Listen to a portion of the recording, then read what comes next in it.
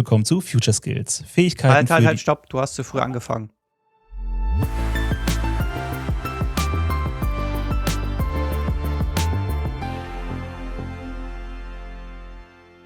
Du hast, glaube ich, eine Sekunde bevor es. Ich dachte, ihr seht den Timer, der runterläuft. Hast du den Timer gesehen? Da oben. Ja, aber ich habe ja keine Brille. Ah, geil. Ich sehe, dass da was blinkt. Also du hast tatsächlich eine Sekunde zu früh angefangen. Das wäre so. Ja. Herzlich willkommen zu Future Skills. Fähigkeiten für die Arbeitswelt von morgen.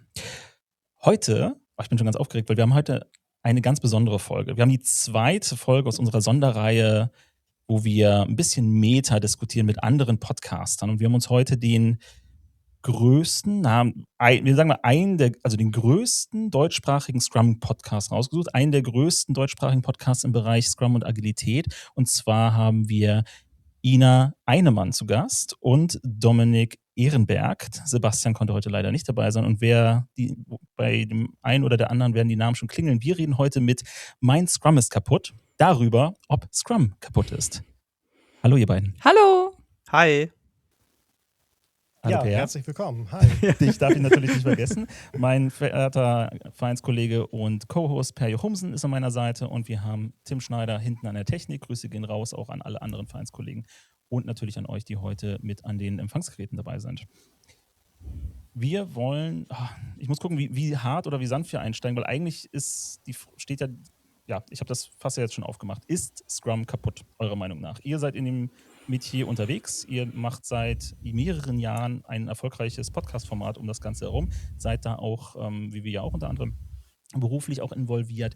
Was ist euer Eindruck in der deutschsprachigen Szene? Also wir machen das ja jetzt, den Podcast gibt es ja seit 10 Jahren, fast 10 Jahren. Wir haben nächsten Monat Jubiläum. Ja, nächsten Monat 10-jähriges. Ja. Wahnsinn. Wir gratulieren noch nicht. Das kommt dann später. Und so retrospektiv für mich, finde ich, war am Anfang Scrum aus anderen Gründen kaputt. Dass also die Leute irgendwie die einzelnen Meetings etc. genommen haben und Sachen weggelassen haben und einfach also nicht die richtige Haltung da drin hatten. Die richtige Haltung ist jetzt vielleicht in dem einen oder anderen Kontext immer noch nicht gegeben, sehe ich aber schon klare Verbesserung. Aber jetzt sehe ich durch KI-Einflüsse, dass Scrum nochmal wieder anders kaputt ist. Also dass teilweise gerade dann so 2-3 Wochenzyklen und nochmal mit Planning, wo doch die ganze Umsetzungsgeschwindigkeit schneller wird, dann nochmal wieder ganz, ganz andere Dinge reinkommen, Scrum kaputt zu machen. Und jetzt hat es nicht mal 5 Minuten gedauert, bevor wir schon wieder über dieses blöde A-Thema reden müssen. Ich glaube, das wird uns heute auch noch ein Stück weit begleiten. Ja, es ist leider so. Ja, jedes Mal wieder. Ich glaube, ihr müsst euch auch einfach umbenennen. Oder statt Future Skills, ja, da ist ein I schon drin. Du machst einfach Scales. Ja, genau, Scales. Future Scales, ja. Ja, KI ist die Antwort. KI ist genau, KI ist die Es würde ja jetzt schon KI drinstehen in Skills, ne? Stimmt, Future Skills, du hast recht. Da muss man gar nicht verenglischen. Das ist ja im Deutschen schon drin. Ist Scrum kaputt? Naja, gut, ich meine, der Podcast heißt ja mal, Scrum ist kaputt. Das heißt, es war. Ja, aber auf einer anderen Ebene, ne? Ina hat es ja gerade angesprochen. Ja, inhaltlich war ja schon immer viel quer und mit ungesunden Kneipen-Halbwissen vermengt. So, und wir sehen jetzt aber ja auch bei uns im Podcast, also wir haben ja auch die Themenwahl mit den Future Skills vor einer Weile übernommen, weil wir waren ja früher da aktiv an einem anderen Format, der ein oder andere wird es ja vielleicht noch kennen, die Kanban User Group. Und das Thema ist halt auch durch. Also jedenfalls auf dem Beratungsmarkt, auf dem Bereich der Weiterbildung, also als Lehrformat, als Unterhaltungsformat, ist es extrem schwierig, weshalb wir uns dann auch vor ein paar Jahren zu diesem Pivot entschieden haben. Und wir sehen ähnliche Aspekte jetzt auch immer mehr in unserer eigenen Arbeit am Arbeitsmarkt, aber auch wenn wir mit Gästen reden, dass das Scrum-Problem hat. Ja, es ist aus Podcast-Sicht ein bisschen schwierig, finde ich, zu beurteilen jetzt, also wenn ich quasi da drauf blicke, ist, weil natürlich, also ja, die Themen haben sich gewandelt von, wie Ina schon gesagt hat, so diese einzelnen Aspekte, ne, dieses Meeting, wie kannst du das eigentlich richtig machen oder was kann da alles schieflaufen, hin zu eher so, ich sag mal, Metathemen, ne, also sowas, wie wir jetzt auch heute machen. Das hat jetzt aber im Rahmen von Podcast natürlich auch damit zu tun, irgendwann mal hast du alle Meetings 2-mal besprochen und alle Rollen 2- oder 3-mal besprochen und suchst dann natürlich auch automatisch mehr so nach diesen ja, so anderen Themen, auch so Metathemen. Blick über den Tellerrand haben wir dann ja auch wirklich konkret gesucht, ne? Also, Genau, das haben wir ja sogar relativ früh schon gemacht. Also ich erinnere mich, dass ich 2017 schon, ne, also im zweiten Jahr vom Podcast war ich da auf, ich glaube, es war 2017, eventuell 2018, wo ich auf der Gamescom unterwegs war und einfach mich mal mit Leuten aus der Gamesbranche über unterschiedliche Themen unterhalten haben, die jetzt per se nichts mit dem zu tun hatten, was wir sonst im Podcast hatten, sondern einfach mal so ein bisschen aus einer anderen Blickrichtung drauf zu schauen. Generell, glaube ich, ist es schon so, wenn ich jetzt quasi vor 10 Jahren mit jetzt vergleiche, würde ich sagen, agil ist in Anführungszeichen angekommen. Du musst weniger über diese Grundlagen reden, so ein, hey, was ist denn Scrum überhaupt und wie funktioniert das im Grundsatz, sondern mehr so schon dieses, okay, du kennst die Begrifflichkeiten, du weißt in der Theorie, wie es aussieht. Und jetzt ist es warum funktioniert es denn bei dir nicht? Ne? Also du benutzt es theoretisch und was macht deine Firma eigentlich falsch? Obwohl, also du hast ja gerade gesagt, aus Podcast-Sicht, ne? Irgendwann ist es auserzählt. Also wir haben ja dann schon, genau, am Anfang wie kannst du dies und jenes Meeting verbessern? Was ist das überhaupt? Was versteckt sich hinter der Rolle sozusagen? Und welche Kniffe gibt's da? Und dann haben wir das irgendwie nochmal reviewed, auch wenn dann irgendwie ein Scrum-Guide aktualisiert wurde oder mal Experten zu einzelnen Bereichen eingeladen, aber dann also wir haben auch festgestellt, die alten Folgen werden hier immer noch gehört. Also die sind ja nicht weg. Und dann hatten wir einfach festgestellt, okay, aber wir drei haben jetzt irgendwie alles dazu auserzählt. Also das jetzt das 3., 4. Mal aufzunehmen und ey, lass uns doch mal über ein Review sprechen. So viel Futter ist dann da auch nicht dran. Und das war dann halt, also genau, ich habe jetzt lange nicht mehr reingeschaut, wie viel gerade die alten Folgen noch gehört werden. Aber ja, wir haben dann einfach so gesagt, okay, wir brauchen jetzt auch ein bisschen Blick über den Tellerrand und müssen uns da ein bisschen mal nach links, rechts schauen, was es sonst noch so gibt. Weil es sonst einfach langweilig wird. Okay, und weil der Counter sagt, wir haben schon mindestens 90 Sekunden nicht mehr KI gesagt, und das ist ja ganz schlecht, wäre dann aber, also unter diesem Gesichtspunkt könnte man aber doch jetzt nochmal alles neu angucken und sagen, okay, in der Zukunft mit KI, was macht das mit den ganzen Bestandteilen von Scrum? Welche davon werden... Oder du machst die ganzen Folgen jetzt nochmal maschinenlesbar. Ja, weil die Anwender jetzt andere sind. Ja, damit die KI es lernt. Und Grüß raus an alle Roboter. Aber du hast mich abgelenkt. Gruß geht raus an unseren künftigen Overlord, ja. Genau. Man könnte, im Sinne von, weil wir ja auch bei Future Skills sind, ne, Scrum ist nicht eine Sammlung von Skills, aber welche Bestandteile verändern sich, sind vielleicht noch wertvoller als zuvor, welche sind vielleicht gar nicht mehr so, ne? Also das klassischen stimmt. 2 Wochen Sprints, ne, waren ja nie 2 Wochen, stand ja nirgendwo dran, aber das hat nur jeder gemacht, ohne zu fragen. Die gängige Praxis, die verschiebt sich wahrscheinlich eher als, weiß ich nicht, Feedback-Schleifen sind immer noch eine ganz gute Idee. Das wäre übrigens tatsächlich was sich geändert hat in so, sagen wir mal, letzten 10, 15 Jahren, weil als ich angefangen habe, auch noch vor 10 Jahren, war das eigentlich, auch in der Literatur stand eigentlich ganz oft 4 Wochen drin. Und das hat lange gedauert, bis es dann so in diese Richtung 2 Wochen gegangen ist. Aber zumindest das war vor 10 Jahren, glaube ich, immer noch einigermaßen Standard, dass mindestens in der Literatur von 4 Wochen die Rede war. Das kenne ich aber auch noch. Also die Unternehmen, die gesagt haben, wie ein Feature in 2 Wochen fertigstellen, geht gar nicht. Unsere Build-Pipeline braucht 6 Tage, bis sie durchgelaufen ist. Und, der rendert über Nacht. Ja. So, was wollt ihr denn? Ja, und mittlerweile hört man von 2 Wochen Sprints ist doch viel zu langsam. Also, das geht ja gar nicht. Und trotzdem habe ich noch Kunden, die versuche ich seit Jahren zu Wochensprints zu bewegen und das können wir nicht, das funktioniert ja nicht, wir sollen das. Genau, also geben tut sie natürlich noch, aber ja. Und dann könnte man fragen, haben die nicht nur Angst vor dem Meeting-Overhead, weil sie sagen, sie schaffen beim Wochensprint es nicht, alle Meetings nur halb so lang zu machen?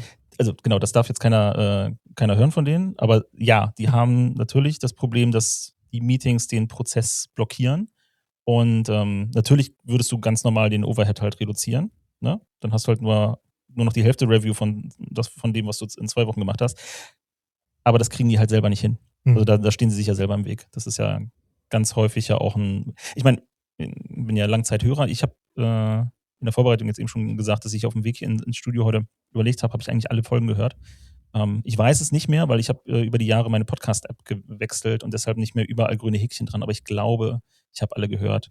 Und ich erinnere mich aber an ganz viele Momente aus eurem Podcast, wo es dann darauf gekommen ist, ne, Menschen und die Organisation drumherum sind ja eigentlich das Ding, wo Scrum immer wieder kaputt ist. So, ne? Diese Diskussion, die wir ja auch im europäischen oder deutschsprachigen Raum ganz häufig führen. Hat ein Scrum eigentlich irgendein Problem? Naja, hat Ecken und Kanten, aber meistens sind es die Leute, die es versucht haben zu implementieren. Oder wie ist da euer Eindruck?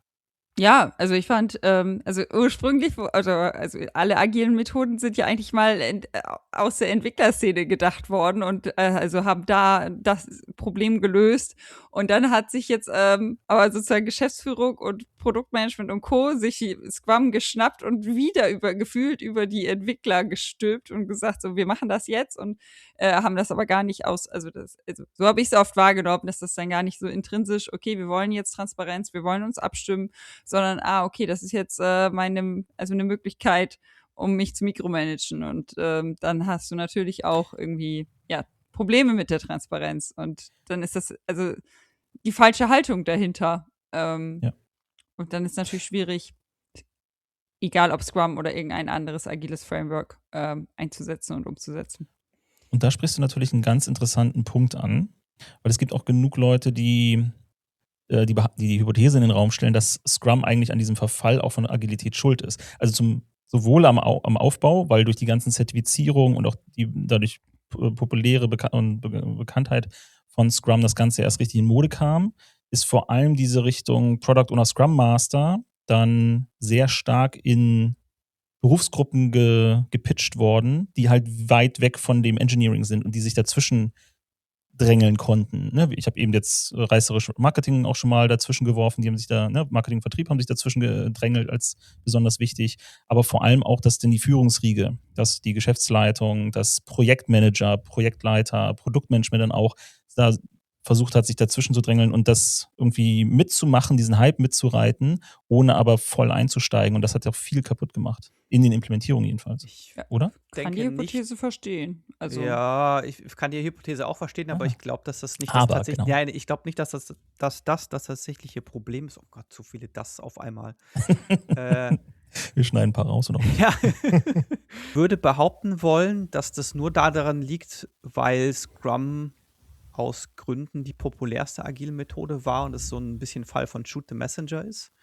Okay. Es gibt ja diesen schönen Begriff des agil installieren. Ne? Du hast deine Firma und jetzt installierst du agil oder Scrum oder sonst irgendwas und dann wird alles gut und damit ist es halt nicht getan und das ist, glaube ich, einfach oft passiert.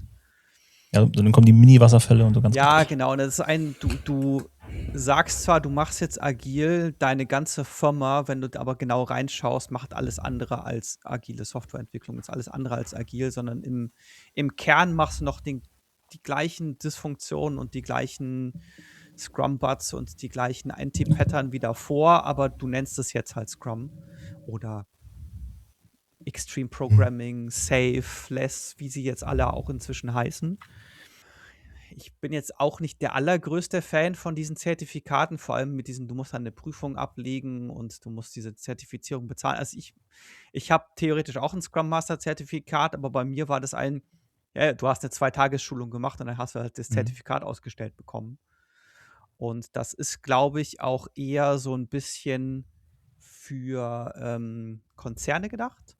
Ich sehe das jetzt teilweise auch in der Dienstleisterwelt ist es halt so Ja, sehr stark bei den Agenturen, ne? Ja, teilweise stellen die dich halt auch nur ein, wenn du dieses Zertifikat hast, ne? So einen, keine Ahnung, wir bräuchten einen Scrum Master, schick uns mal einen, aber bitte nur einen, der zertifiziert ist. Ja, ich meine, es ist ja auch eine Krux, diese großen Apparate, ne, im behördlichen Umfeld, im Konzernumfeld, bei großen Ausschreibungen, wie willst du denn sonst anders diese Qualität gewährleisten oder irgendwie einen Indikator dafür haben? Weil du kannst ja die Leute nicht mehr persönlich kennenlernen in der großen Ordnung. Also nachvollziehen kann man es, dass man darauf guckt, aber also nach einem Das ist trotzdem ein Tagestraining ist natürlich das kein besserer Scrum Master als, also das ist schwierig, das daran festzumachen. Ja. Und ich begehe ja sogar provokanterweise so weit und sage, das ist bei den meisten Ausbildungen und Studiengängen sehr häufig der Fall, dass die Zeit nicht die Qualität mit Qualität gleichzusetzen ist. Ja, mit dem Unterschied natürlich, ne, Scrum Master Zertifikat, also bleib jetzt einfach mal beim Scrum Master Zertifikat, ne, du machst eine 2-Tages-Schulung, jetzt musst du dich halt dann noch für eine Prüfung anmelden und die Prüfung ablegen und das war's. Bei dem Studium, ne, da stecken ja wenigstens 3 Jahre dahinter. Ne? Also jetzt sagen wir mal, Das du ist machst einen Long Game, Bachelor. ja. Es ist schon ein bisschen ausführlicher, aber du hast ja trotzdem noch keine Realerfahrung. Ne? Es ist so Nein, du hast halt quasi die theoretischen Skills, die hast du dir angeeignet. Oder du hast vielleicht auswendig gelernt und hast aber ein praktisches Anwendungsfeld eigentlich. Genau. Also du kennst die Theorie dahinter, aber das sagt halt nicht viel aus. Auch ein guter Punkt. Und ich glaube auch dahin, also an dem Aspekt, wenn der Markt grundsätzlich besser verstanden hätte, dass es nur 2 Tage plus ein Zertifikat oder eine kleine Online-Prüfung sind und nicht zum Beispiel in dem gleichen Segment davon ausgeht, naja, du machst halt so 6 Monate wie bei Prince 2 oder beim GMP und Tralala. Ne? Hier beim PM, bei den großen PM-Schulungen. Aber die Leute, die ja in den Bereich reingegangen sind, dann auch aus den Konzernen, die haben halt ihre 6 bis 12 Monatsschulungen im Kopf gehabt. Und wenn die dann Zertifikat hören, ist bei denen eine andere Gewichtung mit drin. Und dann kommt jemand mit einem kurzen Wochenendtrip. Ja. Also ich glaube schon, dass das ganze Thema Zertifikate und Zertifikate-Business schwierig ist und sicherlich an vielen Stellen Agilität nicht wirklich gut getan hat. Aber es war historisch notwendig. Wenn du die Zeitachse anguckst, da kam der Boom. Ja, genau, weil da plötzlich der Bedarf da war. Wir brauchen ganz viele Leute, die das können. Wir sehen ja, dass andere Leute dass das vielversprechend und wie ist sollst du oder denen ein das gewisses ohne Versprechen Aufkleber machen? mit sich trägt und dann müssen ja plötzlich ganz viele Leute sich aufschauen. Und wie kriege ich raus, ob sie es gemacht haben oder nicht? Also das ist der Lauf der Dinge, den finde ich ganz natürlich. Aber die Frage, hat das jetzt was kaputt gemacht oder lag das daran? Ich glaube, das ist natürlich wieder Es hat halt multidimensionales eine Schwemme an Ding, Leuten ne? in den Markt gebracht, die halt ihr habt das ja auch schon angesprochen, ihr habt auch eine schöne Folge dazu, agil sein und agil machen. Also diese Prinzipien verstanden zu haben, das ist halt auf der Strecke geblieben. Sowohl bei den Leuten, die eigentlich die besten Absichten hatten, aber halt durch eine 2-Tages- oder 3-Tage-Kurs plus optionale Prüfung oder mit und ohne Prüfung dann halt auch nicht unbedingt die Grundlagen dafür hatten, das wirklich zu verinnerlichen, auch wenn die Basis da war, als auch die Leute, die das einfach als Haken in der aber Bewerbungsmappe haben. ist das wirklich auf der Strecke geblieben oder war das nicht anders zu erwarten? Also ich meine, das ist so ein bisschen sowohl als auch, ne? Ich glaube, es war nicht anders zu erwarten. Also meine Erfahrung ist, dass du, nennen wir sie mal Schaumschläger oder Schlangenölverkäufer oder sonst was hast. Das hat schon sehr, sehr früh angefangen. Bei mir ist es so, ich habe ja 2008 mit angefangen und habe Anfang 2009 meine erste Scrum Master Schulung gemacht. Und ich erinnere mich noch, dass ich 2012 auf dem Scrum Day war und da gab es teilweise furchtbare Vorträge von irgendwelchen Leuten. Du hast halt gemerkt, das sind halt Verkäufer. Waren teilweise nicht mal gute Verkäufer, ne? Also die Konferenz aber war gut. Die Szene ist so schlecht im Vertrieb. Aber ja, genau, aber manche Vorträge waren wirklich haarsträubend schlecht. Und da habe ich schon gemerkt, okay, es ist halt, ne, quasi, du hast einfach jetzt schon Leute, die halt irgendwie versuchen, da auf diesen Zug mit aufzuspringen und das zu verkaufen. Und ich glaube, dass mit den Zertifikaten ist jetzt sehr negativ gesprochen auch nichts anderes als eine Business-Entscheidung von Scrum.org gewesen. Hey, damit können wir Geld machen, weil es einen Markt dafür gibt, also führen wir das ein. Weil die hätten genauso sagen können, wir machen es weiter, so wie davor. Du machst die Schulung, 2 Tage und dann kriegst du dein Zertifikat. Gab ja für die keinen, ne, also es gab ja so gesehen keinen Grund, da eine bezahlte Prüfung einführen zu müssen. Also eigentlich, um jetzt hier mal richtig zu klugscheißen, behaupte ich, hat die Scrum Alliance angefangen und Scrum.org ist auch die optionale Prüfung haben. Oder andersrum, ich weiß nicht mehr, wie da die Zeitachse ist. Jetzt muss ich einmal kurz ausholen. Ich erzähle einfach weiter und für alle anderen, die das nicht interessiert, schalten wir jetzt einmal in die Werbung. Einmal an alle da draußen. Wir haben noch Platz für Sponsoren. Diese Folge wird aber von euch unterstützt und von uns. Das heißt dem Agiler Norden e.V., unserer Dachveranstaltung. Future Skills, Fähigkeiten für die Arbeitswelt von morgen, ist eine gemeinnützige Tätigkeit unter dem unter dem Schirm des gemeinnützigen Agiler Norden.e.V. Falls ihr Ideen, Wünsche, Anmerkungen, Feedback habt für uns zu der Sendung, zu anderen Veranstaltungen, zum Verein generell, wenn ihr Mitglied werden wollt, dann schreibt uns einfach eine E-Mail an info@agila-norden.de. Falls ihr hier einen der Sponsorenplätze, die gerade frei sind, ergattern wollt, meldet ihr euch auch an info@agila-norden.de und dann kommen wir da ins Gespräch.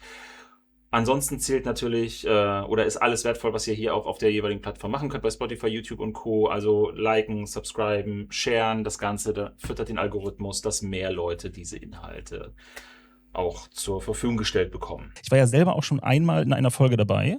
Dominik erinnert sich wahrscheinlich nicht mehr. Doch, ich erinnere mich noch dunkel. Das war doch auf dem Agile Coach Camp, oder? Ja, genau, in Rückersbach, wo dich niemand schreien hört. Ja, in Weil da Rückersbach. auch kein WLAN ist. Ich weiß gar nicht, Rückersbach ist ich weiß gar nicht mehr, zu welcher Folge das war, aber ich habe noch irgendwann mal neulich bin ich über das Foto Transparenz. gestolpert. Ich glaube, wir waren zu viert oder so. Ja, es war Ina, nee, nicht Ina. Wie heißt denn die kleine Bunny? Dana. Genau, ein bisschen kleinere Statur. Dana und ein Kollege von, ich bin ja mit Namen so großartig. Auch ich musste nur lachen, bei diese Kleine, also das bin dann nicht ich. Ja, definitiv nicht. Deswegen musste ich so grinsen. Genau, es war aber Transparenz. Ich erinnere mich nämlich noch, dass ich Dana nämlich triggern konnte, netterweise damit, dass ich was zu Angela Merkel gesagt habe und dass Transparenz ja auch eine Grenze hat. Und dann haben wir eine Folge auf dem, ich meine, es war der XP Days, die in Hamburg waren. Da wurde ich sollte ich ein Panel noch moderieren und deshalb habe ich eine andere Folge verpasst. Da ist unser Vereinskollege und Vorstand Malte aber reingegangen, Malte Susdorf. Über Dailies. Über Dailies, da war nämlich Da war ich dabei. Gast. Nee, nein, das war der da ging es um den Preis des Scrum Masters. Also was ist ein Scrum Master wert? Ich glaube, wir haben doch. Das ist schon länger her. Haben wir mehr, also meiner Erinnerung nach haben wir nur eine Folge mal auf den XP-Days aufgenommen, aber vielleicht täuscht mich. Aber Ina war nicht dabei, du warst alleine. Aber jedenfalls mit einer ganzen Gruppe im Raum. Ja, genau, mit einer ganzen Gruppe im Raum. Aber ich war ja Gast zu dem Zeitpunkt noch. Aber da war ich noch kein Co-Host. Okay, gut. Ich überlege, vielleicht war das auch nur Randthema und ihr seid abgedriftet, aber auf jeden Fall. Oder wir haben 2 Folgen aufgenommen, das weiß ich aber nicht mehr. Doch, es gab 2 Folgen, glaube ich. Müsste ich nochmal nachschauen. Genau, weil ich wollte nämlich unbedingt damit rein und habe das dann aber verpasst, weil ich mich auf das Panel vorbereiten musste. Weil mich die Orga dann noch geschnappt hat. Und ich hatte mir nämlich ausgerechnet, was ein Scrum Master wert sein muss. Ich hatte da nämlich eine Argumentation für, weil das auch im Training häufiger mal gefragt wurde. Beziehungsweise im Beratungskontext dann auch. Und ich hatte da tatsächlich eine Faustformel für. Und dann konnte ich das nicht. Sagt er jetzt Jahre später, dass er diese Frage hätte beantworten können. Großartig. Ich weiß ja nicht, ob also ich habe für alles eine Antwort. Wir wissen ja nicht mal mehr, dass diese Folge existiert, also wissen wir auch nicht, ob es eine verschollene Folge. Ich kann dir noch aus Gedächtnisprotokoll, ich habe durch die Tür doch die Hälfte gelauscht. Wir bringen aber Malte noch mit rein, der war ja dabei. Wollen wir noch mal, ich würde gerne noch mal sehr weit an Anfang zurückspringen. Und über KI reden. Ja, wir haben lange nicht mehr über KI gesprochen. Ja. Ich wollte nämlich auch zu KI noch überspringen. Ich komme mich schon ein bisschen, ich bin heute der KI-Experte. Nein, weil wir haben ja ganz am Anfang gestartet mit Ist Scrum kaputt? Ne? Und Ina, du hast schön dargestellt, warum war das vor 10 Jahren bei Menschen? Ja, war es schon immer. Ja, war es schon immer. Oder bei den Leuten, bei einzelnen Leuten war aus unterschiedlichen Gründen Scrum schon immer kaputt und tendenziell waren es vor 10 Jahren andere Gründe. Das hat Ina ja schon, hast du ja schon schön dargestellt. Und dann gesagt, ja, und jetzt ist Scrum kaputt wegen KI oder wegen des Wandels, der da gerade passiert. Ist denn eure These, Scrum ist deswegen ganz kaputt oder ist es noch reparierbar kaputt oder es wandelt sich oder was denkt ihr rund? Also meine These ist, es wird sich wandeln. Also es ist ja jetzt nicht von jetzt auf, also so wie es hier von jetzt auf gleich auch nicht heile ist in allen Unternehmungen und also es sind ja, also klar, springen jetzt alle Unternehmen nach und nach auf den KI-Zug auf, aber es ist ja schon in verschiedenen Geschwindigkeiten. Also ich war letztens auf einer Konferenz, dann habe ich da von ganzen Agent-Teams gehört, die super schnell umsetzen und die wirklich da gar nicht mehr mit echten Entwicklungsteams arbeiten. Da sind jetzt aber auch viele Unternehmen, die ich jetzt tagtäglich sehe, noch weit von entfernt. Also deswegen wird das ja jetzt nicht auf einmal für alle kein Thema mehr sein. Aber also jetzt auf der Konferenz, wo ich da mit einigen mich ausgetauscht habe, war für die das Thema Scrum dann durch. Also weil sich da im Endeffekt kein Team mehr zusammensetzt und refined und kein Team mehr zusammensetzt und einen 2-Wochen-Sprint plant. Und dann, klar, kann man dann noch einzelne Bestandteile von nutzen. Nutzerfeedback, hattest du vorhin schon gesagt, irgendwo Retros, um dann, also keine Ahnung, in seinem PO-Team mit seinen KI-Agents vielleicht sich noch abzustimmen. Also man kann natürlich noch Bestandteile davon nutzen, aber das ist dann irgendwann kein Scrum mehr. Also Warum ist das kein Scrum mehr? Niemand hat ja im Scrum-Framework gesagt, dass du coden musst. Wenn sich also das Problem verschiebt oder das Produkt und wie es erstellt wird, ist es, also wo bricht für dich dann Scrum an der Stelle? Also ich finde Scrum gibt ja schon bestimmte Rollen, Artefakte und Meetings vor. Und wenn du die, also und natürlich Inspect and Adapt, klar, aber wenn du dann wirklich einen Großteil davon nicht mehr in der Form umsetzt und dann ist es irgendwann wirklich in meiner Welt kein Scrum mehr. Also dann ist es ein agiles Vorgehensmodell, was in dem Moment dann ja zu dem Vorgehen dann und zu dem Unternehmen passt. Aber also natürlich muss es kein Entwicklungsprojekt sein, aber es ist ja in dem Moment, also wir reden ja von einem Entwicklungskontext und wenn ich also mein Team besteht aus KI-Agents, mein Developer-Team und ich habe als Mensch nur noch einen Product Owner, ich bräuchte theoretisch auch keinen Scrum Master mehr, also da springt vielleicht irgendwie mal ein Agile-Coach rein, um mal einen Austausch mit den Nutzern zu moderieren und zu forcieren, dann ist das sehr, sehr weit weg in meiner Welt von Scrum und wie es mal gedacht war. Aber sind wir da nicht also wir sind in einer anderen Ausgestaltung, aber sind wir da nicht genauso weit weg wie die Scrum-Implementierung der letzten 10 Jahre, die auf ihre Retros verkackt haben, die keine richtigen Dailies hatten, wo der PO auch Scrum Master gemacht hat und umgekehrt, also wo auch das Framework grundsätzlich ja so kaputt installiert wurde. Und ich glaube, es war auch nicht gut, dass man das Scrum genannt hat. Und das hat es ja auch viel kaputt gemacht und verbrannt und dazu geführt, dass Unternehmen gesagt haben, oder auch also Mitarbeiter, also Entwickler gesagt haben, ja, also das Ding auf gar keinen Fall mehr. Also das machen wir im Leben nicht wieder. Das ist total ätzend gewesen. Ja, wenn man natürlich nur die Mikromanagement Sachen übernimmt und den ganzen anderen Kram gar nicht implementiert, dann ist dann ist es auch nicht Scrum. Und also, wenn man das Daily nur dazu als Statusbericht nutzt, die Retro lässt man schon mal ganz weg, Scrum Master brauchen wir auch nicht.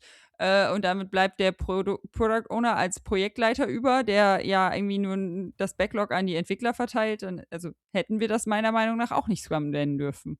Haben wir aber auch. Weil ich kann mir mit einem KI-Team, und Teilansätze davon habe ich auch schon gesehen, sogar Konstellationen vorstellen, die dichter an dem sind, was Scrum eigentlich eben immer sein wollte, als wir es über die letzten Jahre gesehen haben. Ja, weil wir dann, also ja, natürlich, wir machen die Retros nicht mehr, wie wir sie in der Vergangenheit falsch gemacht haben, aber wir setzen uns alle 4 Wochen hin und reflektieren, wie der Prozess war, ob wir das Tooling austauschen, ob wir eine neue Version gehen, wir gehen ganz anders in die Ideation-Phase mit rein, weil wir auf einmal, oh Wunder, durch KI jetzt experimentieren können, was aus irgendwelchen Gründen ja früher immer nicht ging, obwohl das alle machen wollten. Also vielleicht, ja, dadurch, dass wir auch schneller in der schnellere Umsetzungsgeschwindigkeit haben, das nicht mehr so das Bottleneck ist, kommen wir schneller in diesen Nutzer-Feedback-Zyklus und sind dadurch alleine schon näher an der eigentlichen Idee. Da bin ich voll bei dir. Ich würde also in meiner Welt ist es dann halt trotzdem nicht das, was sich damals mal als Scrum überlegt wurde. Aber genau, es wird vielleicht ein anderes Scrum. Genau. Aber meine Frage ist ist das nicht sogar eher Scrum als das, was wir die letzten Jahre gesehen haben? Ich glaube, das hängt vom Umfeld ab. Also das ist keine Ahnung, also ist eigentlich für mich persönlich relativ irrelevant jetzt an der Stelle, wie du es nennst, aber wenn dein Umfeld halt nicht, also wenn das Firmenumfeld nicht darauf ausgelegt ist, agil zu arbeiten, dann ist es eigentlich relativ egal, ob du KI nutzt oder nicht, dann arbeitest du halt nicht agil und dann kannst du den Product Owner nennen und Scrum Master, aber wenn du halt dann nach wie vor der Meinung bist, dass jedes Release abgenommen werden muss oder sonst irgendwas, dann bist du halt nach wie vor nicht agil und dann ist auch egal, wie viele Tokens du verbrauchst und wie viele Agents du benutzt, das ist dann auch wurscht. Bei mir ist es so, jetzt, ich bin momentan ein bisschen vorsichtig, was das Thema KI angeht. Also jetzt nicht nur, weil ich persönliche Skepsis habe, sondern es ist halt es ist jetzt gerade das große Hype-Thema Und ich glaube, das wird genauso wie bei allen anderen Tech-Hype-Themen laufen, dass das in 1 bis 2 Jahren komplett anders aussieht, als es jetzt aussieht. Und dass ungefähr 80% aller KI-Implementierungen nicht mehr da sein werden. Von daher bin ich da etwas vorsichtig und wir wissen auch noch nicht, wie gut das alles funktionieren wird. Da wird gerade ganz viel irgendwie also meinem Empfinden nach ganz viel oben drauf gepropft, wo es nicht hingehört oder wo es das nicht braucht und wo ich mir nicht sicher bin, ob das in 2 Jahren noch sein wird. Also um jetzt quasi mal direkt mit den 2 Tech-Themen von davor zu vergleichen, ne? Also was hatten wir direkt davor? NFT und Blockchain, wo es auch ist, ja, das wird alles revolutionieren, das wird alles anders und NFT, da können wir so viel machen. Praktisch siehst du davon heute kaum noch was. Und davor das große Thema, das Metaverse. Ja. Das ist das Einzige, was da eigentlich noch übrig geblieben ist, das Fortnite. Ja. Das ist das Einzige, wo ich behaupten würde, das könnte man sagen, ist ein Metaverse. Alles andere, ne? Selbst Meta, ja, wie sie sich ja dann umbenannt haben, hat ja wie hieß das? Ich glaube, Meta Horizons hieß es. Das haben sie ja inzwischen eingestellt. Das gibt es ja nicht mehr. Das heißt, ne, also das Produkt, für das sie sich umbenannt haben, das betreiben sie gar nicht mehr. Deswegen bin ich da ein bisschen vorsichtig mit, wie wird es tatsächlich aussehen, was wird da tatsächlich kommen und was wird das ganze Vibe-Coding anrichten ist jetzt so ein negatives Wort, aber was wird das Ganze hinterlassen? Was wird hinterlassen? Weil man sieht jetzt schon, dass die Anzahl der Sicherheitslücken rasant wächst. Ja. Gerade die Tage wieder einen neuen Data Breach, ne? Ja, also mal gucken, wie viel KI da drin ist. Rapide nach oben gegangen und ich glaube auch, dass Vibe-gecodete Produkte, dass die eventuell, das weiß ich jetzt aber noch nicht, wird sich zeigen müssen, dass die schneller an den Punkt kommen werden, wo sie zusammenbrechen. Aber das wird sich zeigen müssen, das weiß ich nicht. Naja, und was wir jetzt auch schon sehen, beziehungsweise nicht sehen, ist ja die KI-Lösungen im Alltag. Also es wurde uns ja propagiert, also uns in der Szene, ne, propagiert, mit Vibe-Coding wird jetzt alles schneller und besser und tralala. Wo sind die denn? Also außer KI-Slop-Werbespots, selbst im Fernsehen, habe ich relativ wenig Berührung im allgemeinen Umgang mit KI-Lösungen oder Lösungen, wo ich weiß, da ist eine Firma hinter, die das tatsächlich mit KI gestemmt hat. So, der Markt müsste überschwemmt sein. So, das müsste ja schon alles überlaufen und neue Apps links und rechts, ja, aber sehr nischig, nicht im Alltag.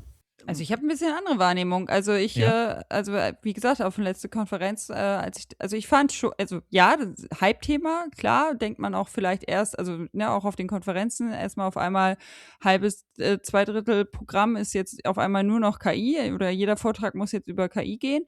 Da habe ich auch gedacht, mal gucken, wann das sozusagen wieder weggeht. Ist keine Ahnung, wie Domain-Driven Design oder Microservices, irgendwann wird das halt Scrum. wieder weniger und dann kommen wieder andere Themen. Aber ich fand, dass das jetzt schon auch schnell, auch ich nenne es jetzt eher mal langsame Unternehmungen, also große Konzerne, Einzug gefunden hat, die sich sonst mit Datenschutz etc. auch sehr schwer tun, sowas zu etablieren in ihrem Unternehmen und wo auch, also auf jeden Fall mit den Leuten, wo ich mich ausgetauscht habe, dass auch im Alltag jetzt auf die eigene Entwicklungsgeschwindigkeit, also wenn wir jetzt von IT-Dienstleistern sprechen, einen Impact hat, dass die Kollegen sagen, wir müssen mehr Aufträge reinkriegen, weil die Kollegen schneller geworden sind. Und um die auszulasten, brauchen wir gerade mehr Aufträge und Aufträge auch gleichzeitig wegbrechen, weil Kunden das selber umsetzen mit KI. Also ich bin voll bei euch mit, mal gucken, wo das hinführt und wie das in 2, 3, 5 Jahren aussieht. Also was dann wirklich davon überbleibt. Aber zurzeit wird das fleißig genutzt und verändert auch krass den Markt und hat auch auf die Auftragslage untereinander Einfluss. Definitiv. Genau, da müssen wir nachher auch nochmal drüber reden, über die Marktlage generell und wie weit da Scrum auch noch als Begriff rum. Was ich nur meine, ist tatsächlich als Lösungen am Ende, um einen anderen Begriff zu vermeiden. Weil intern ganz viel, vor allem in unserer Szene, vor allem bei Konferenzgängern, das sind ja genauso wie bei den Crypto Bros, da ist es natürlich heißes Thema. Und es macht sehr viel am Markt, so unter der Oberfläche. Worauf ich hinaus will, ist so viel, wie über KI geredet wird. Es ist ein bisschen wie Teenager-Sex. Alle reden drüber, keiner hat's. Also es wird überall mit gewerkelt. Und wenn man dann aber wirklich hinguckt, wo sind denn die, also wenn ich jetzt an die Startup-Zeit aus dem Silicon Valley denke, wo denn ganze Industriebereiche disruptiv umgewälzt wurden, da ist von KI-Startups noch relativ wenig drin. Ne? Also es geht so rein. Und wir müssen jetzt einmal eine fiese Referenz auf unsere letzte Folge. Wer sie verpasst hat, sollte da mal reinhören, mit Benjamin Igner von Stellarwork. Der hat nämlich die neuesten Zahlen rausgeholt, dass halt in Deutschland, gemäß Umfragen, gerade mal so lumpige 16% der Leute tatsächlich KI regelmäßig im Arbeitsalltag nutzen. So, da müssen wir mal ein bisschen aufpassen. Wir sind ja in der Filterblase drin. Da bin ich mal ein bisschen vorsichtig. Weil wenn ich dann rausgucke, ne, auch zu meinen Eltern, die können doch wunderbar ohne KI leben. Die haben gar keine Berührungspunkte. Und das müsste eigentlich bei dem ganzen Hype anders sein. Ja, also meine Wahrnehmung ist da auch ein bisschen anders. Also wo ich dir zustimme, ist, dass diese Flut an Produkten und Vibe-gecodeten Apps und sonst irgendwas, die sehe ich bisher auch nicht. Kann aber auch sein, dass ich die einfach nur nicht wahrnehme, weil ich generell nicht so viele Apps installiere oder mich bei sowas irgendwie umschaue. Ich sehe es aber durchaus viel, dass es im Rahmen von irgendwie bereits bestehenden Produkten und Software eingebaut wird. Ne? Sei es, dass du jetzt den Backofen mit AI-Kamera hast oder du WhatsApp aufmachst und auf einmal unten rechts dieses AI-Icon ist, das du nicht mehr so wegkriegst. erzwungenermaßen. Ne? Oder du merkst, dass Duolingo einfach schlechter wird, weil sie jetzt einfach alles. Oh, die Werbung habe ich neulich gesehen mit den Bären. Habt ihr die? Ich habe mich am Wochenende, Entschuldigung, dass ich da rein muss, aber das hat gerade so Vietnam-Flashbacks. Also, das sind halt dann solche Sachen.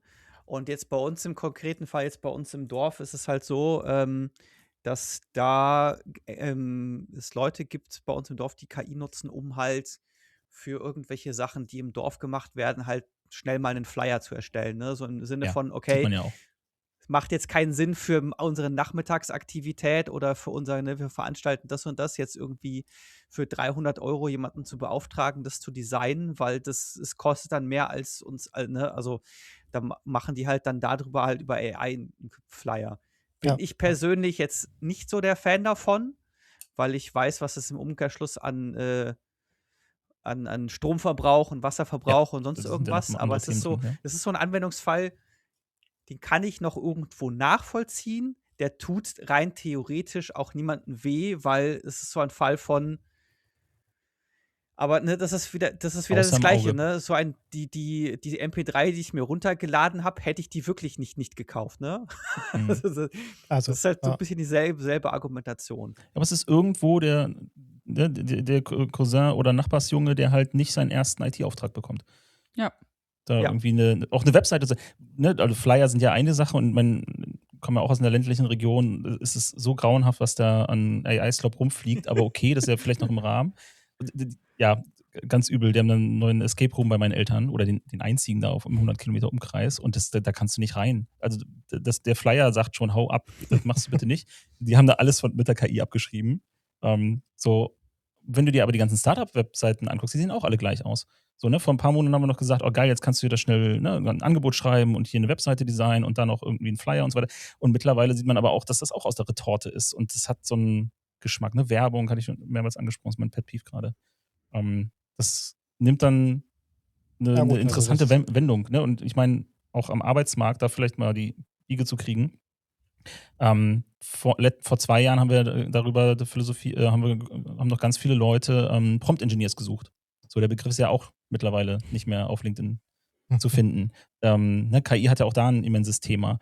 Und um das einmal zusammenzufassen, was wir jetzt gerade auch besprochen haben, diese große Angst, die lange ja da war und immer noch auch herrscht, dass KI tatsächlich Arbeitsplätze ersetzen wird, die wird für mich immer deutlicher, dass KI Jobs ersetzt, also einzelne Aufgaben, aber nicht komplett irgendwie was flachbügelt. Das kriegt es nicht hin.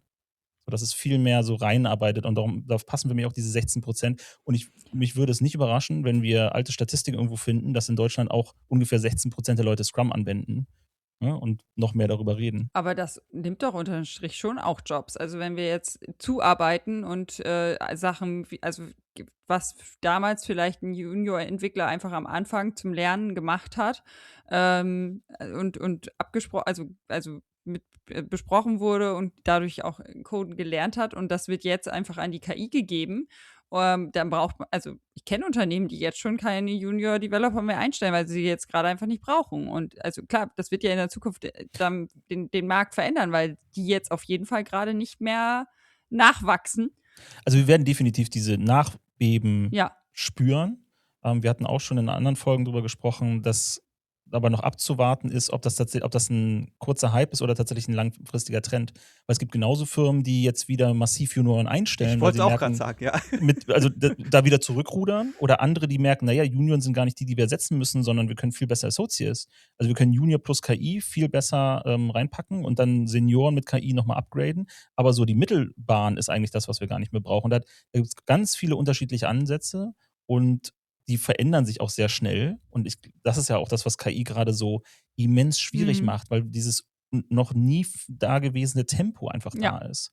So, wo wir auch mit Scrum, ne, und Agilität versucht haben, früher so die Dynamik im Markt zu bekämpfen. Jetzt sind die alle auf Speed, diese Marktwellen. Vor allen Dingen ist die Welle so groß, ne, dass dieses mit diesen du siehst nicht, was dahinter ist. Mit Unsicherheiten umgehen, was ja einige Menschen und einige Unternehmen schon trainiert und geübt haben, die halt dann auch ein bisschen von der Haltung agiler unterwegs sind. Die kommen, glaube ich, damit klar, aber im Moment kommt kaum jemand drum rum, sich mit KI zu beschäftigen, aus welchen Gründen auch immer. Genau, du musst, ne? Und und dann, wenn man sich das Thema einkauft, kauft man sich automatisch diese unglaubliche Unsicherheit und in einem Monat ist wieder alles anders und dann und nochmal wieder was anders und sowas. Kaufst du dir dann ja ein und musst dann zwangsweise auch lernen, irgendwie deinen Umgang mit Unsicherheit zu verändern. Beziehungsweise sehen wir ja auch am Markt, dass viele Unternehmen immer noch in der Schockstarre sind, weil sie nicht wissen, auf welche KI-Wette oder wie sie auf KI wetten sollen und deshalb lieber gar nichts machen, die Budgets einfach zuhalten.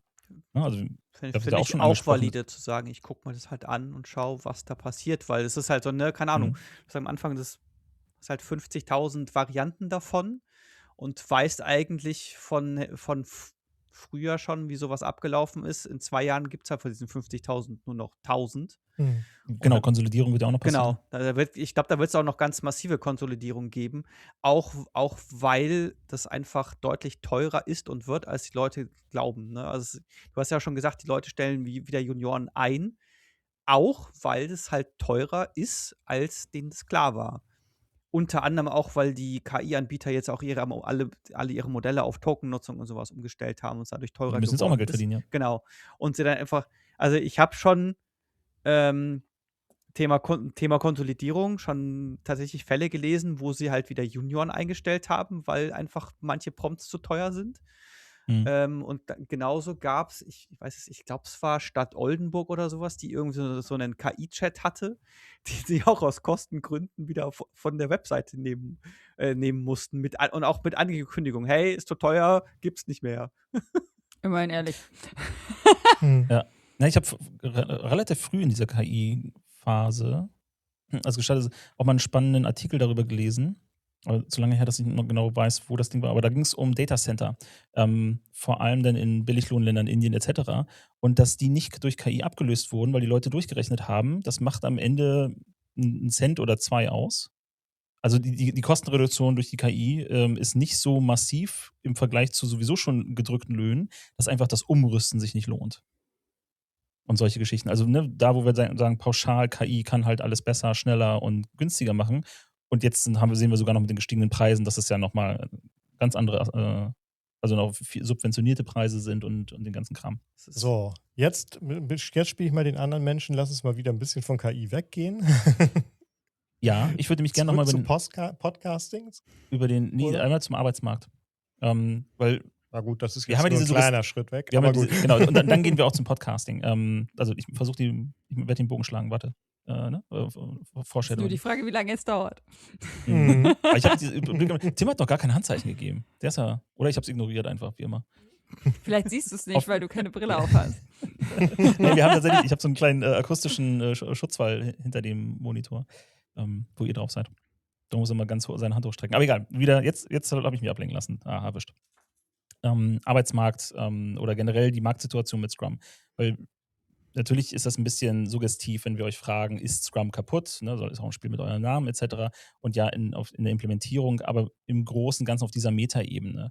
Weil mit KI oder mit der ansteigenden Nachfrage nach KI-Themen und auch Jobs ist ja auch ein Stück weit, vor allem bei den Konferenzen, hast du es ja auch schon angesprochen, Ina, dass der Ruf nach Agilität und vor allem auch Scrum weggefallen.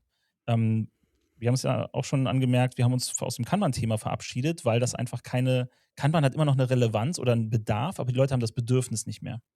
Und einen ähnlichen Aspekt nehme ich auch bei Scrum wahr. Wir haben ja jetzt auch schon drüber gesprochen und irgendwo schwimmt das ja mit hin, dass vor allem in einem KI-Zeitalter agiles Arbeiten und die Prinzipien dahinter extrem relevant sind, mit dieser Unsicherheit umzugehen, mit Kontrolle loszulassen und dafür andere Strukturen dann stützend aufzubauen. Eigentlich würde es sich ja anbieten und trotzdem werden auch nachweislich über Suchanfragen etc.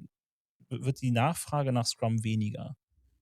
Teilt ihr die Einsicht? Und wenn ja, was glaubt ihr, woran liegt das eigentlich? Also ich teile die Ansicht, also jetzt konkret nach Scrum kann ich so jetzt nicht sagen, aber nach Agile Coaches, nach Scrum Mastern wird es weniger und auch so, also auf jeden Fall meine Blase oder meine Peer Group kriege ich auch mit, dass, also ja, Kollegen, die sonst einfach, ich sag mal, monatelang einfach ausgebucht waren, ohne sich da viel kümmern zu müssen, da jetzt echt sich anstrengen müssen, beziehungsweise irgendwie dann doch, ja, entweder in die Festanstellung gehen Oder äh, in den Preiskampf. oder in den Preiskampf. Also gibt ja verschiedene Möglichkeiten. Aber das ist schon schmaler geworden, da die Auftragslage. Und also die Nachfrage einfach nach agiler Beratung, nach Workshops, nach Schulungen. Und also ich sehe es genauso, dass eigentlich, also dass das trotzdem wichtig ist, diesen Skill zu haben oder zu unterstützen oder irgendwie ins Unternehmen zu bringen. Aber ja, also es wird ja mehrere Einflussfaktoren haben. Insgesamt gerade einfach diese Unsicherheit, dieses, was kommt jetzt? Also erstmal vielleicht seine Euros zusammenzuhalten, dann lieber gerade nicht den Agile-Coach zu beauftragen, sondern lieber erstmal zu schauen, in welche Richtung geht es jetzt. Also gibt ja verschiedene Erklärungsansätze, warum da die Nachfrage sinkt, aber ja, also dass das so ist, kriege ich auf jeden Fall in meiner also in meiner Peer Group auch mit. Ja, bei mir ist es, also ich habe jetzt natürlich mehr einen Blick auf den niederländischen Arbeitsmarkt, weil ich ja nicht mehr in Deutschland wohne.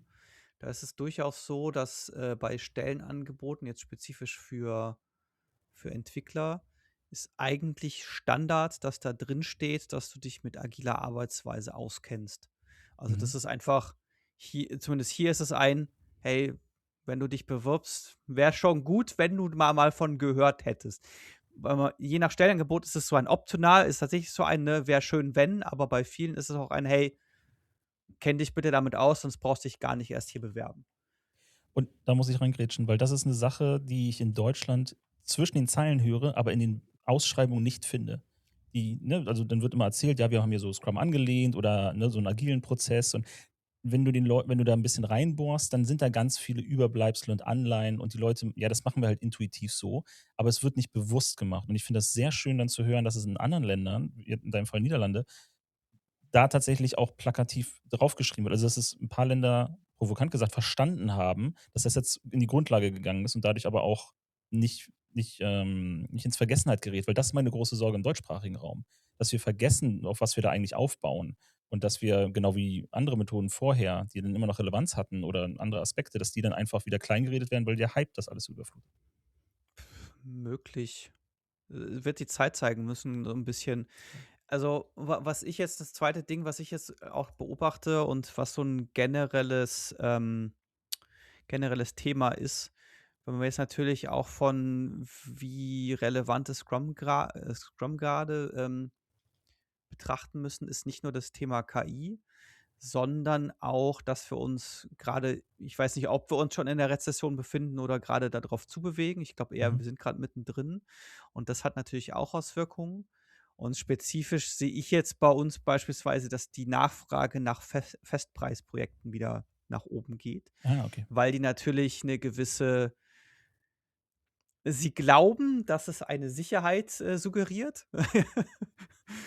Weil, ne, dann weiß ich ja, wie viel das kostet, aber gut, wir wissen ja alle selber, wie das mit dem Festpreis ist, aber das ist zumindest eine Beobachtung, die ich gemacht habe, dass tatsächlich diese Nachfrage nach Ja, Festpreisprojekten wir fallen wieder in alte Muster genau, wir zurück, ne? fallen in Da alte gibt's Muster zurück und in Dinge, von denen wir glauben, dass sie uns irgendwie eine Vorhersagbarkeit, eine Sicherheit und eine sonst was, suggerieren, mit noch unbekannten Ausgang. Ja, ich merke das auch ganz klar im Umfeld von Management und Führung, dass es dort wieder wesentlich mehr, wesentlich lautere Stimmen gibt, die sagen, wir brauchen wieder eine härtere Führung, eine stärkere Führung, das ist das Maß der Dinge, weil und darunter merkt man, naja, da läuft dann doch ganz schön viel falsch, aber die Leute sehen sich so sehr nach Orientierung Das und wollen mit dieser Unsicherheit nicht mehr Ja, auseinandersetzen. da könnte es durchaus auch sein, dass das auch ein Unterschied zwischen Deutschland und Niederlande ist, beispielsweise, Mhm. weil ich kriege jetzt von deutschen Unternehmen habe ich relativ viel so in dieses Return to Office mitbekommen.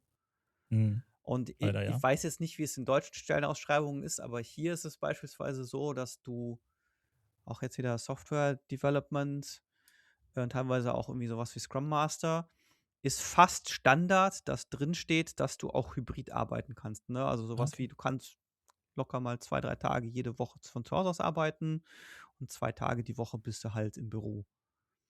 Und das Also ist, hier das ist tatsächlich einigermaßen statt, steht auch in fast allen Stellenausschreibungen drin. Also es wird immer noch sehr viel auch hybrid angeboten oder mit Remote-Tagen, aber es ist auf jeden Fall immer noch ein Streitthema in den Organisationen und viel zu viele, meiner persönlichen Meinung nach, wollen unbegründet die Leute wieder ins Büro haben, ne, wo ich auch wieder dieses Sicherheitsbedürfnis vermute. Ja. Merkt ihr und jetzt kommen wir nämlich zum Podcast, merkt ihr das auch in den Klickzahlen, dass das Scrum als Thema weniger, am Markt relevant nachgefragt wird? Also ich muss sagen, ich gucke jetzt eher selten in die Zahlen rein. Mhm. Und könnte jetzt das nicht groß ausmachen, dass das jetzt runtergegangen wäre. Wahrscheinlich, wenn ich mir das mal genauer anschauen würde, würde ich wahrscheinlich schon sehen, dass es so ein bisschen abnimmt, so über die Zeit. Aber jetzt, als ich bevor wir hier die Aufnahme gestartet haben, mal grob reingeguckt habe, sah es nach, es ist einigermaßen stabil geblieben, die letzten, sagen wir mal, 2, 3 Jahre. Und es habt ihr jetzt keine, also es ist jetzt nicht so, dass es jetzt rapide abgestürzt wäre oder so. Mhm. Wo Ihr wir es am mhm. stärksten gemerkt haben, ist, ähm, wir hatten eine Zeit lang mal 2 Sponsoren. Ja, Also, das war das jetzt war meine auch nächste Frage. das quasi das Maximum, was wir angeboten haben. Also, wir haben es ja bei uns mal also, wir hatten immer wieder mal Sponsoring-Anfragen und wir haben gesagt: „Okay, wir lösen das jetzt einfach“, weil wir da schon die Steady-Kampagne hatten. Wir lösen das über Steady, sagen: „Hey, maximal 2 Firmenpakete, mehr wollen wir nicht machen und Mhm. das ist unser Angebot.“ Wir hatten eine Zeit lang 2 Sponsoren und die sind beide im Laufe des letzten Jahres haben Ja. quasi das Sponsoring beendet. Bei uns genauso. Also überhaupt Kooperation zu finden, ist merklich schwieriger geworden. Obwohl man ja auch fairerweise sagen muss, dass wir dann auch das ja fast zeitgleich ist, dass wir unsere Intervalle länger geworden sind mit unseren Veröffentlichungen und das ja vielleicht auch eine Ja. Auswirkung auf das Sponsoring hat, ne? Wenn man weniger kriegt. Bei uns ist ja noch also wir sind ja eingebettet in Agiler Norden e.V. und haben über die Vereinsarbeit ja dann Zugriff auch noch auf andere Datenquellen und wir merken es halt querbeet in den Meetups, auch in Konferenzen, wo wir beteiligt sind oder wo wir Bekanntschaften haben. Das Sponsoring ist extrem schwierig geworden. Es gibt halt dann, was ich merke, ist, es gibt am Markt 1, 2 große Veranstaltungen, die dann überflutet werden und dafür sterben aber ganz viele mittelgroße und vor allem kleine Sachen aus. Also es ist grausam. Ich pflege bei uns den Eventkalender für die Webseite mit den Meetup-Gruppen im agilen Umfeld und darüber hinaus. Und ich habe jeden Monat ein gutes Dutzend an Gruppen, die wieder eingestellt werden. Und die andere von den Überbliebenen ist die Hälfte eigentlich im Scheintod. Die sind nur noch Ja. nicht abgemeldet. Ist halt Wobei dann, ja, ist halt auch die wobei die Frage, natürlich inwiefern das auch jetzt mit der Rezession zusammenhängt. Ne? Also, es wird Genau, sicherlich auch noch mit reinspielen. Ja, aber wir sehen zusätzlich auch seit Corona, das noch nicht erholt, die Teilnehmerzahlen, egal in welchem Format. So, es gibt ein paar und das sind vor allem die Formate mit KI, also bei Meetups, ne, wenn du mit KI reinschreibst. Mein Lieblingsbeispiel ist da ohne Werbung zu machen, aber die Product People in Berlin. Ist ein Unternehmen für Product Owner, Vermittlung und so weiter, also Bodyleasing und die haben auch eine Meetup-Reihe. Die läuft seit Jahren als eine der wenigen Meetups sehr gut, schafft regelmäßig über 100 Anmeldungen. Gerade heute kam die Mail rein, dass die Woche wieder ein Ding ist und da haben sie nur 48. Und ich gucke in den Titel, es steht natürlich nichts mit KI drin. So, es ist leider ein ganz hartes Muster. Ja, ne? Und du hast die Gamescom erwähnt, die ist jetzt schon ausverkauft, also seit Monaten ausverkauft. Wir haben hier in Hamburg die OMR, die überlaufen ist, die Spiele in Essen findet ja bald wieder statt. Und das macht so ein Scheinbild ganz häufig, und das merke ich auch in unserer Szene, wenn man mit einigen Leuten redet. Naja, aber ich war auf der und der Veranstaltung, die war doch voll bis oben hin. Und dafür sind ganz viele aber vom Radar runtergefallen, auf die auch die Leute, mit denen man redet, gar nicht mehr hingegangen sind. Ja. So, also das Angebot wird kleiner und dadurch auch die Teilnahmebereitschaft. Gleichzeitig ist es ja beispielsweise auch so, jetzt kommt Tims Hand. Jetzt kommt Tims Hand. Aber red einfach weiter. Genau, ich rede einfach weiter, genau. Thema Tellerrand, ne? Ich finde es immer ein bisschen schwierig auch, ne? Also Post-Corona kommt natürlich auch noch mit dazu. Und quasi komplett anderer Bereich ist, wenn du dir anschaust, was so in den letzten Jahren an Clubs und an Festivals aufgegeben hat. Das ist auch massiv. Und da könntest du jetzt auch sagen, oh, die Leute haben kein Interesse mehr an Musik, aber das ist ja nicht so, ne? Das ist, wenn du dir dann anschaust, was so die Gründe sind, weshalb diese ganzen Festivals sterben und sonst was, hat alles nichts damit zu tun, dass die Leute keinen Bock auf Musik haben. Aber den Effekt hast du da trotzdem. Und deswegen ist finde es ein bisschen schwierig, das daraus abzuleiten. Ich glaube eher, das ist so eine Mischung aus, es ist schwer zu sagen, ob das bei dieser Sorte Veranstaltungen tatsächlich so ist wie bei Festivals, aber bei Festivals ist es ja so, das wird einfach wahnsinnig teuer, die zu betreiben.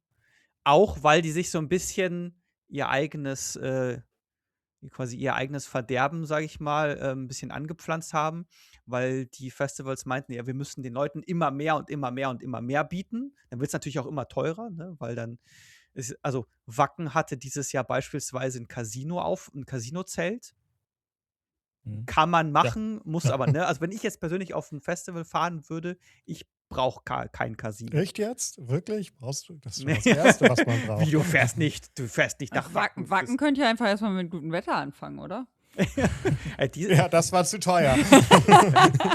Nee, also das sind halt so Sachen wie, also das Veranstalten eines Festivals wird immer teurer, ne, weil auch Strom wird teurer und die ganzen Lebensmittel werden teurer, ne? Und dann hast du die ganzen Dienstleister, die außen drumrum, die werden teurer und dann wird natürlich auch das Ticket teurer und dann haben die Leute halt auch keine Lust mehr, dann diesen Eintritt zu bezahlen. Ja. Das sehen wir tatsächlich auch vor allem bei Konferenzen im agilen Umfeld, dass die Preise steigen. Sponsoren, hatten wir auch schon gesprochen, gehen auch da zurück. So, das heißt, es sind weniger Mittel da, um zum Beispiel Keynote-Speaker zu akquirieren, um um feste Formate zu machen. Und dann wird es doch mal wieder nur ein Open Space in Anführungszeichen. Und das galt die Leute nicht mehr genug auf, um hinzugehen, weil sie haben sowieso schon so viel Unsicherheit im Job. Dann wollen sie wenigstens bei ihrer Freizeitweiterbildung halbwegs wissen, was sie kriegen für ihr Geld und Aufwand, weil ja auch Unterkunft und Reisekosten ja auch steigen. Und das ist mein Gefühl auch, was viele abhält. Ja, oder und wo viele Formate auch eingehen. Oder das Weiterbildungsbudget wurde halt auch gestrichen, ja. Für ganz vielen auch gefroren. Das kann ja auch sein. Also ich glaube, so Thema Konferenzen und Meetups und Co. ist eventuell eher so der wirtschaftlichen Lage zuzuschreiben, als vielleicht dem Interesse an dem Thema, aber ich mag mich auch täuschen. Oder ist eine Kombination Ja, auf jeden Fall gibt es Kombination aus allem. Genau. Kann auch einfach sein, dass sich das Lernverhalten doch auch irgendwie einfach ein bisschen verschoben hat durch die Demografie oder durch Corona und die Leute sagen, ja, warum muss ich jetzt auf eine Präsenzveranstaltung gehen? Ich kann mir das ja auch bei besser gemacht, also zumindest im Verhältnis zu vor 10 Jahren, einem besser gemachten Online-Kurs, die sind ja auch, das ist nicht unbedingt vergleichbar, aber die sind ja besser. Aber die werden auch nicht, also da sind die Klickzahlen auch nicht so geil. Also die Online-Formate, die fangen das nicht auf, soweit ich die Untersuchungen und Statistiken so finden konnte. Eine Sache, und da finde ich dass du Niederlande reingebracht hast, deinen jetzigen Wohnsitz, ganz spannend, weil da würde ich gerne mal raus aus dem deutschsprachigen Raum. Hier sind wir noch sehr stark geprägt, ist jedenfalls meine persönliche Wahrnehmung, dass kulturell, dass die Firma die Weiterbildung bezahlt. Das heißt, wo die Gelder weggefallen sind, haben sehr viele Leute dann aufgehört oder sind halt nicht umgeschiftet und haben in dem gleichen Umfang in sich selber investiert. Und zusätzlich ist ja auch noch die Unsicherheit am Markt, was soll ich denn eigentlich machen? Ne? Also wir fragen uns ja auch so, was sind denn die Future Skills? Also wo soll ich rein investieren? Kann ich den Karrierepfad noch weitermachen oder muss ich sowieso nächstes Jahr irgendwie umsatteln, weil KI mich rauszwingt?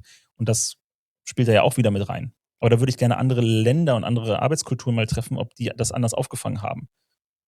Das weiß ich Sag mal. nicht. Das kann ich dir leider gerade nicht beantworten. Wie ist denn die Persönlichkeitsentwicklungsszene in den Niederlanden? Oder Weiterentwicklung? Habt ihr da auch eine große User-Group-Kultur wie im deutschsprachigen Raum? Also So es gibt, ähnlich? wenn du irgendwie Meetup guckst, wirst du genauso viel finden. Mhm. Also gibt es durchaus auch einiges. Ich habe jetzt selber auch unter anderem Corona-bedingt und weil ich halt jetzt nicht mehr ganz, also ich bin jetzt nicht so super weit von Rotterdam entfernt, aber es ist trotzdem, um nach Rotterdam reinzukommen, bin ich dann schon mal so eine halbe, dreiviertel Stunde unterwegs. Eher dreiviertel als halbe. Und da sinkt natürlich die Motivation, irgendwo hinzufahren. Ja. Das heißt, ich war Ja. selber in den letzten Jahren auch nicht mehr so viel auf solchen Veranstaltungen unterwegs und auf Konferenzen auch nicht. Also ich war jetzt seit 2020, ich glaube, auf genau einer Konferenz, lass es 2 gewesen sein. Und das war's. Dafür der mehr Podcast. Also das ist ja, wo wir zum Beispiel auch sagen, wir sind jetzt weniger auf Konferenzen unterwegs oder ich persönlich bei Per, weiß ich gar nicht. Warst du auf Konferenzen dieses Jahr? Ich war mal wieder auf Du einer. warst mal wieder, genau. Ich habe letztes Jahr mal auch eine gemacht, aber das runtergefahren und dafür holen wir dann uns gezielt die Themen zum Beispiel über tolle Gäste wie euch halt rein, ja, und also machen andere Kanäle und machen vielleicht ein Training weniger und konsumieren oder recherchieren einen gezielten Thema, wo wir dann uns Gäste zu einladen und dann machen wir ein anderes Format, dass es anders abgebildet wird. Was eine ziemlich brillante Überleitung zu der Frage ist, was ihr denn gerade so auf eurem Future Skills Teller habt. Genau, was sind denn für euch persönlich die Future Skills aktuell? Wo bildet ihr euch weiter? Habt ihr vielleicht ein gutes Buch, das ihr empfehlen könntet? Wenn ihr nochmal auf Konferenzen geht, welche habt ihr euch da gerade rausgepickt? Oder gibt es tatsächlich auch vielleicht die nächste Scrum-Schulung, die ihr nochmal machen wollt, die euch noch fehlt? Habt ihr schon alle Zertifikate? Safe soll ja ganz heiß sein. Ja. Oh ja, das war mein Lieblings. Ich bin tatsächlich gerade bei mir im Unternehmen mit im skalierten Umfeld unterwegs und habe mir einzelne Safe-Bestandteile rausgepickt. Aber nein, ich habe keine Safe-Zertifizierung und ich habe auch kein Interesse daran. Genau. Ich habe eine und ich kann das teilen mit dem Nicht-Interesse. Ja, aber also ein paar Bestandteile machen ja durchaus Sinn und kann man auch nutzen. So wie mit aber Scrum genau, auch. aber was sind denn, nee, da steckt ja da anders in der Scrum-Szene auch mit drin. Gibt es neue, tolle Bücher? Ich habe neulich festgestellt, es gibt eine Neuauflage von einem Agile Retrospectives Buch, wobei neu ist jetzt auch schon wieder 2 Jahre alt. Mhm. Das habe ich mir jetzt mal organisiert. Ich habe es aber noch nicht gelesen, aber ich meine, ich kenne das Original, die erste Auflage. Das retrospektive Buch von Durbin Larsen? Ja, genau, das von Esther Derby und genau von Durbin Larsen. Da interessiert mich jetzt einfach mal quasi, ne, 20 Jahre später, welche Erfahrungen haben die so gemacht? Habe ich auch noch nicht gelesen. Dann, was ich jetzt ganz interessant fand zu lesen, das ist jetzt so ein bisschen, ja, es fühlt sich ein bisschen komisch an, weil es ein Stück weit in Richtung Eigenwerbung geht, weil wir jetzt, also wir nehmen das jetzt an dem Montag auf und wir haben jetzt quasi direkt am nächsten Tag da drauf, haben wir die nächste Aufnahme, auch über ein Buch, nämlich mit dem Boris Gloger, der hat nämlich auch wieder eine Neuauflage von seinem Scrum für die neue Generation, glaube ich, heißt es. Eigentlich auch in der 6. Auflage. Da geht es eigentlich thematisch eine gewisse Überschneidung mit dem, was wir hier heute machen. Mhm. Das fand ich jetzt ganz interessant zu lesen, weil es eigentlich da auch relativ viel darum geht, okay, ne, Scrum Agil ist eigentlich schon etabliert. Was läuft eigentlich überall schief, dass es halt trotzdem noch so komisch ist und so kaputt und überhaupt. Du sagst, du hast es gelesen, so ganz unter uns, hört ja keiner zu. Ist es zu empfehlen? Na, ich kann es schon empfehlen. Ja, auf jeden Fall. Auch eure Folge. Nochmal vorher nachgefragt. Also auch in der Folge, die Folge ist noch nicht aufgenommen, aber natürlich empfehle ich sie wärmstens. Ihr habt ja schon einen gewissen Track Record. Insofern geht das ja in Ordnung. Ich würde jetzt schon großkotzig sagen wollen, ne, wir schicken euch gerne unsere Zuschauer rüber, aber ihr habt ja weit mehr Aufrufe als wir.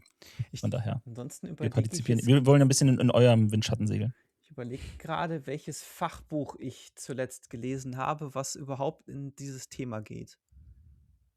Das ist nämlich auch meine Frage gewesen, auch in der Vorbereitung. Also, und gestern hat jemand bei uns im Slack des Vereins auch gefragt, hey, Jahr ist wieder rum und er fragt regelmäßig nach Product Owner Büchern, so was empfiehlt man? Und musste ich dann auch überlegen und habe dann auch geschrieben, so, also speziell bei Product Ownern sind es immer noch die gleichen, die ich letztes Jahr empfohlen habe. Also immer noch Pichler. Ja. Genau, und Petra Wille und um ein paar Leute zu nennen, damit wir keine direkte Werbung machen. Genau, also, und da können wir aber auch den Podcast von den Produktwerkern empfehlen, die mit uns keine Sendung machen wollten an der Stelle. Hauen das nochmal raus, vielleicht hört das ja der andere Dominik und meldet sich doch nochmal. Also wir haben bisher immer schöne Folgen mit ihm gemacht. So, Ina hat sich jetzt gerade umgedreht und weiß jetzt, welches Fachbuch sie als letztes Ich habe halt gelesen mal geguckt, welches ich eigentlich als letztes gelesen habe, genau, weil ich Ja. auch erstmal drüber nachdenken musste. Als letztes gelesen habe ich Conflict Culture Playbook.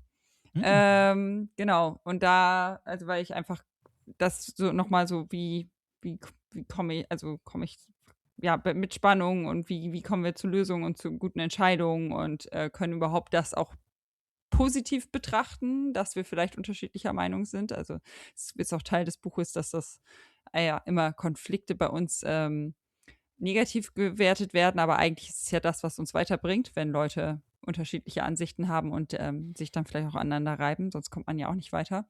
Das fand ich tatsächlich spannend.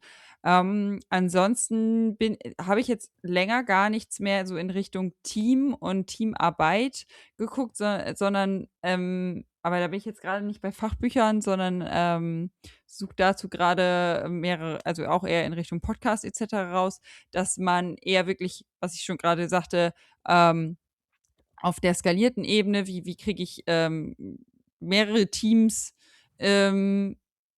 ja, in die gleiche, also aligned und in die gleiche Richtung und das Ganze dann ja auch nochmal, wenn man nochmal weiter rauszoomt, auf Organisationsebene. Weil ich glaube schon, dass die Art, wie Teams zusammenarbeiten, in Zukunft sich verändern wird durch KI. Also es werden ja mindestens KI-Agents dabei sein. Vielleicht gibt es ganze KI-Agents-Teams und es stimmen sich nur noch die Product Owner ab und das verändert halt auch die Arbeit als Agile-Coach oder als Scrum Master. Dann hast du halt kein Entwicklerteam sozusagen, was du da coach, sondern ja, irgendwo auch ein skaliertes andere Ebene. Und ja, das ist so, wo ich gedacht habe, okay, dann eher in die Richtung mal schauen, was es da so gibt. Aber da bin ich noch sozusagen mitten im Prozess, habe irgendwie ein paar, müsste ich jetzt raussuchen, hatte mal ein paar Podcasts markiert, aber geht zu selten ins Fitnessstudio, um sie jetzt auch wirklich zu hören. Ja, ich ärgere mich auch, dass mein Weg in mein neues Büro hier immer nur 10 Minuten lang ist. Aber irgendwie kriegt man noch mal eine Folge mit rein. Ja, genau. Einfach Umweg fahren. Problem Ja. gelöst. Genau, einmal um See dann. Extra nochmal einen Bus steigen, 2 Stationen raus und dann wieder zurücklaufen. Aber bevor wir gleich in den Abschluss gehen, jetzt hier, ich habe die Uhr im Blick, ja. Ganz kurz mal eine Frage möchte ich nämlich noch, auch in Bezug auf Future Skills und eure Weiterbildung. Wenn sich jemand, der hier zuhört, aktuell immer noch für Scrum interessiert und alle Folgen, ne, ihr habt es ja eingangs gesagt, Scrum habt ihr eigentlich abgefrühstückt. Das Thema ist durch, ihr habt alles schon behandelt. Was sind denn für euch aber die nächsten Themen? Ihr habt ja Boris Gloger schon erwähnt mit seinem Buch. Welche Themen, die anknüpfen an Scrum, empfiehlt ihr die Leute, beziehungsweise welche Themen habt ihr euch vielleicht schon mit passenden Gästen für den Podcast rausgesucht? Das ist eine sehr gute Frage, weil wir Wir haben jetzt schon KI gesagt, wir haben Skalierung gesagt. So, womit sollte ich mich eigentlich auseinandersetzen, wenn ich heute an Scrum interessiert bin? Also mehr mit der, weil ich glaube, auch das brauchen wir in Zukunft, egal welches agile Framework. Also, und in die Richtung gingen ja jetzt auch schon viele Beiträge. Du hattest das vorhin auch angesprochen, agil leben, also agil sein.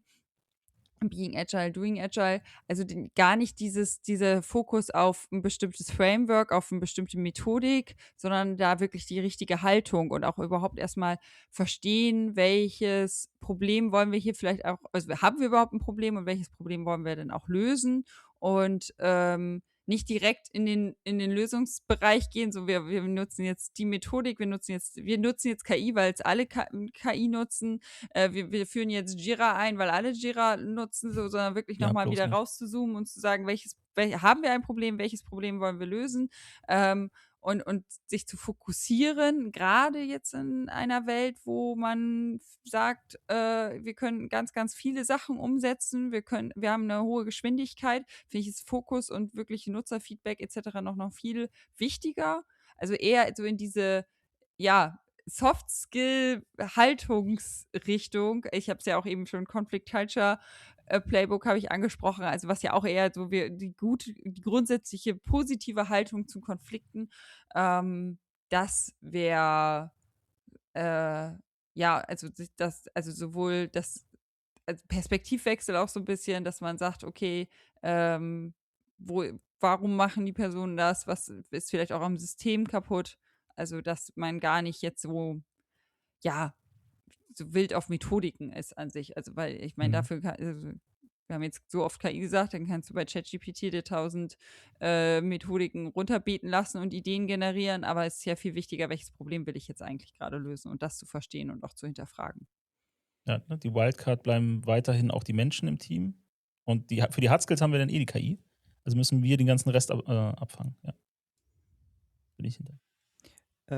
Also meine Antwort geht so grob in die gleiche Richtung. Also ich würde auch sagen, also ich denke sogar, dass diese menschliche Komponente sogar aufgrund von KI immer wichtiger wird. So ein Hey, es sind immer noch Menschen, die miteinander die zusammenarbeiten, völlig egal, ob da jetzt irgendwelche Prompts geschrieben werden oder nicht. Die Konflikte haben, die schlecht geschlafen haben, die, keine Ahnung, gerade eine beschissene Woche, Monat, sonst irgendwas haben und wo du halt dann trotzdem irgendwie sinnvollerweise vielleicht weißt, wie du damit umgehen kannst und umgehen solltest.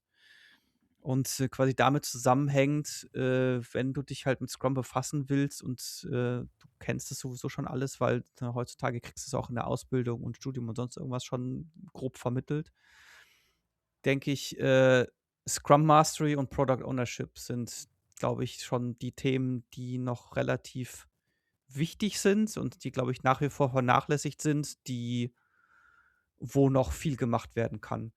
Weil auch gerade die beiden sehr stark in die Richtung gehen, hey, wie bringe ich eigentlich meine gesamte Organisation dazu, agil zu sein? Und das sind genau diese zwei Rollen, die da den größten oder die da einen sehr großen Einfluss darauf haben, auch weil die mehr so in die Richtung, ich sage jetzt mal, ne, Management-Schiene gehen, ne? Also wie manage ich das Ganze? Und wenn du dich damit befassen willst, dann würde ich sagen, hey, da gibt es ganz viele Ressourcen, ganz viele gute Bücher, gute Podcasts, die du dir dazu anhören kannst. Oder lesen kannst. Ja, möchtest du? Alles gut, ich wollte, aber dann wird es endlos. Nein, ich meine, willst du den Schlussstrich ziehen? Ich will den Schlussstrich ziehen, genau.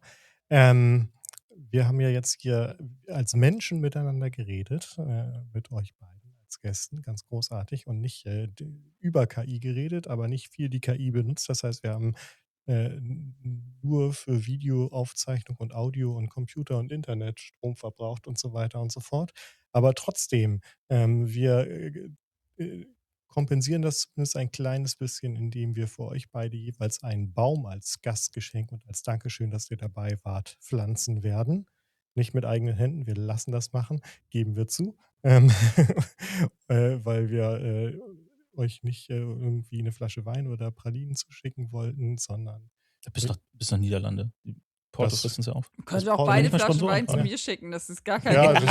Ich trinke keinen Wein, dann passt es ja. Nein, wir freuen uns über den Baum, das ist eine schöne Idee. Genau, jeder von euch kriegt im Nachgang von mir ein schönes Zertifikat zugeschickt, wo euer Bäumchen in welchem Forst dann steht. Genau, vielen Dank, dass ihr dabei wart. Vielen Dank für den Baum.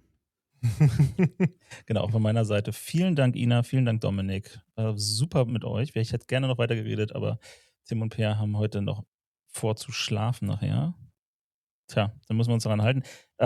Apropos, Per, Tim, vielen Dank, dass ihr hier wart. Vielen Dank auch an alle da draußen, dass ihr zugehört habt. Wir sehen uns in der Arbeitswelt von morgen.